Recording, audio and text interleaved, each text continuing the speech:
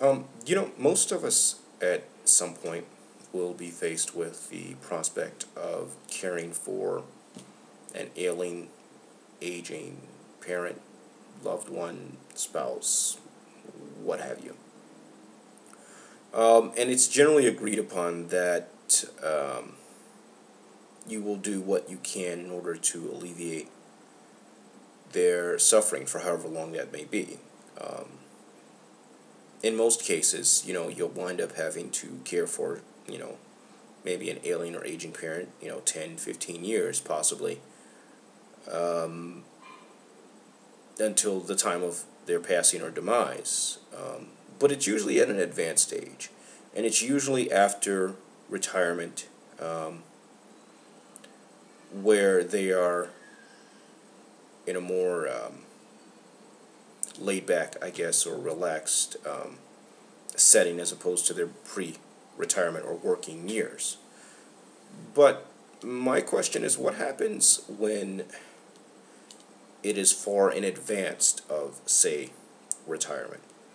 Um, we all pretty much understand that if you don't plan for your advanced or age years, your retirement, if I don't set myself up with some sort of retirement instruments, annuities or 401k or IRA, whatever, and I reach that appointed time where I am able to either physically or legally no longer able to work, if I don't have anything or set aside or nest egg or anything, you know, and I wind up as a hobo underneath a bridge, with a wine bottle as a companion, then that's pretty much my fault.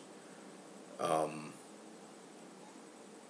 it's pretty much my fault because I know that at some point I can't work and I will need some sort of retirement base in which to live off of.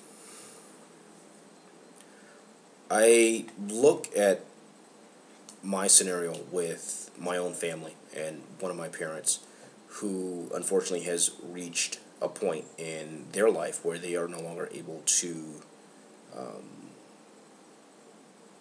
work. And unfortunately, they were crippled or caught uh, off guard, by a rather, God, what's the word I'm looking for? Debilitating issue far in advance of retirement. And so what that means is that their working years have been cut severely short, and they will no longer be able to care for themselves.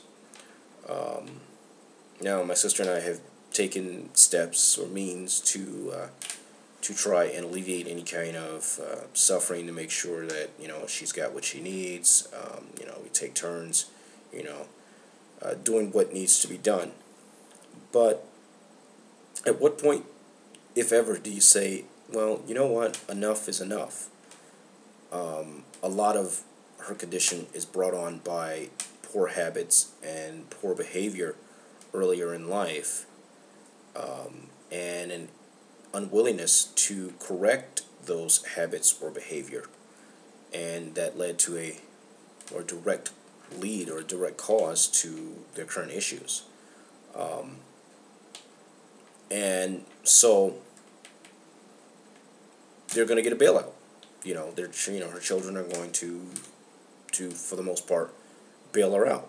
You know, um, Not saying it's necessarily fair, but the question is, with the bailout, at some point though, do you say enough is enough? It's like you didn't plan, you didn't do the things that you needed to do in order to secure some sort of future for yourself, or even more so after retirement when you were no longer able to work. I used to sell financial instruments, retirement, investments, annuities, 401ks, that kind of thing. And I'm sorry, not 401ks, yeah, IRAs, just retirement financial instruments, insurance, that type of thing. And one of the first things I would ask people whenever I would sit down with them is that, A, how long do you intend to live once you retire. You know, how many years? You retire at 65, how many years do you think you'll live after 65? And B, how much money do you need to live per year? And, you know, it was rather blunt and to the point, but maybe even macabre. But the point is that, you know, you got to have a plan. And if you don't have a plan, then you are subject to the wills of fate or the wind and wherever they may take you. You know, I've never really ever wanted to be dependent on anyone for anything, because I understood and I saw what happens when you simply sort of let your life sort of float on the wind like a leaf.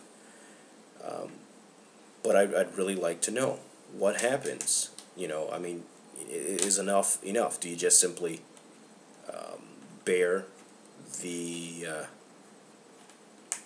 the burden in silence? Do you simply, you know, toil in silence, or do you just say, you know what? My mom had a saying. It's like when you can't do anymore, you just sort of take it to the altar and leave it there.